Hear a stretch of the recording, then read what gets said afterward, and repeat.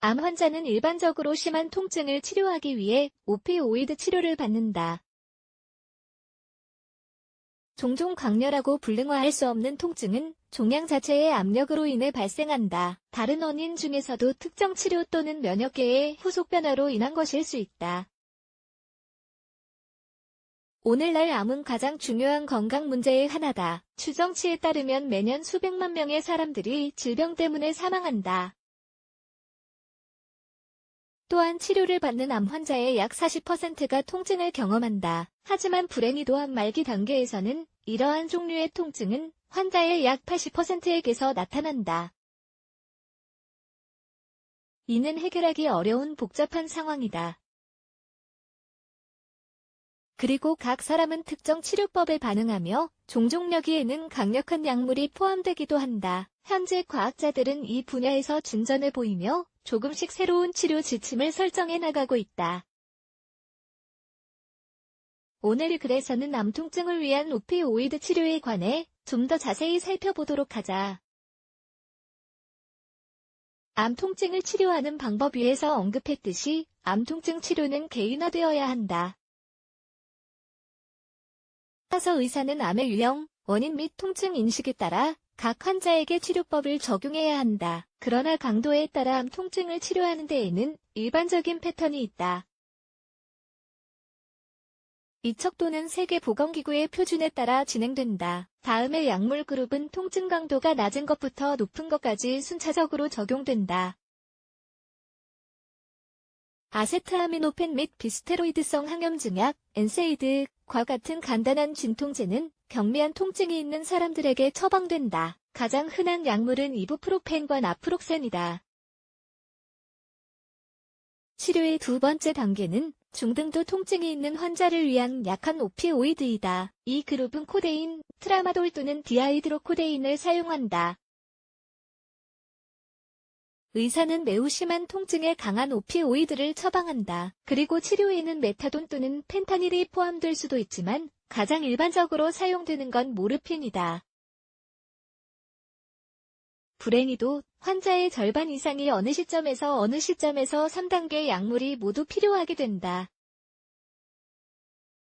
통증을 분류하기 위해 의사는 각 환자를 적절히 평가하고 통증 척도를 사용한다.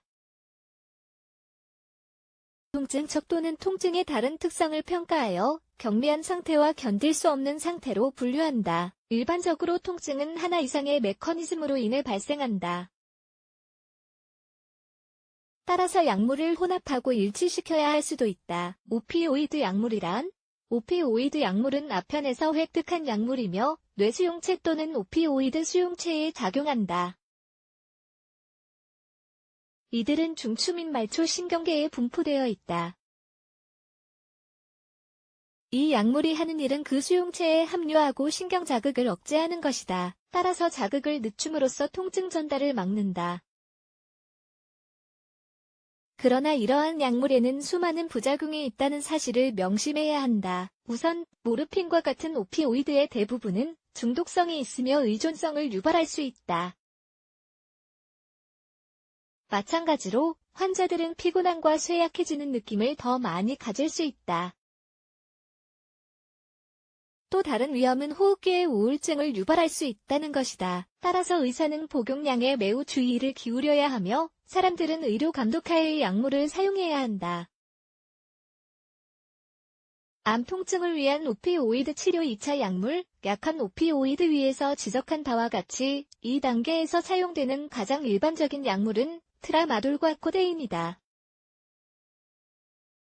환자는 이 약물을 다른 방식으로 복용할 수 있는데 통증 발생을 지연하거나 아니면 즉각적이고 직접적인 조처를 하기 위해 복용할 수 있다. 또한 비스테로이드성 항염증약, 엔세이드과 같은 다른 약물과 함께 사용할 수도 있다. 예를 들어 코데인은 경구 섭취용이다.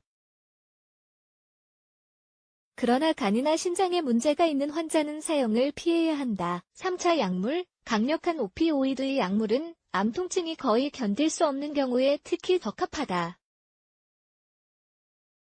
적용 방식은 매우 다양하지만 모르핀이 가장 일반적이다. 또한 모르핀에는 진통제의 한계가 없다. 따라서 의사는 복용량을 변경할 수 있다. 그러나 과다 복용은 사망으로 이어질 수 있으므로 복용량 한계는 그 부작용에 의해 결정된다. 결론 남통증에 대한 오피오이드 치료는 매우 복잡하다. 따라서 의사는 각 환자의 특성에 따라 이를 처방해야 한다. 보다시피 항상 오피오이드 선택 및 이 치료에 대한 지침을 결정하는 주체는 의사여야 한다.